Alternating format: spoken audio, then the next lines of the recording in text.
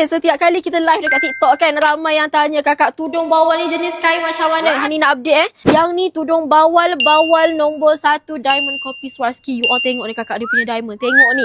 Cantik ke tak cantik, janguk ke tak janguk. Sebab memang kita punya trademark. Kalau bawal ni rasa cream, memang dia punya on point. Diamond dia shiny lebat. Kita tak bagi dekat customer yang biasa dah. So kalau you all nak grab, okay, tudung bawal ni cantik macam ni pakai dalam live kan, ataupun yang ditunjuk sekarang ni, akak boleh terus direct beli dekat beg kuning saya. Ada harga potongan special untuk yang mana follow, untuk yang mana terawal. Siapa cepat dia dapat akan tengok ni. Yang ni colour orange. Lepas tu meh, Ali tunjuk lagi warna lain. Yang ni kita letak dekat tepi dulu.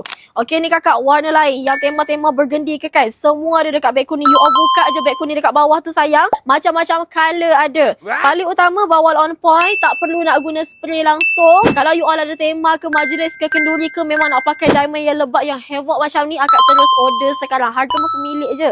Ni kakak ni. Tengok ni. Ya Allah cantiknya. So siapa berkenan, masuk order sekarang dekat beg kuning ni. Tengok warna dekat sini. Tengok ni. Colour lilac ada, colour grey, colour hijau, colour kuning, colour peach, colour pink, purple, colour nude, colour apa lagi. Maroon, burgundy semua ada. Hijau, keronya, blue, macam-macam ada. Tengok dekat beg kuning sekarang ada harga special. Jangan lupa follow juga kita punya TikTok sebab kita nak bagi harga special voucher lagi yang untuk yang mana order, okay?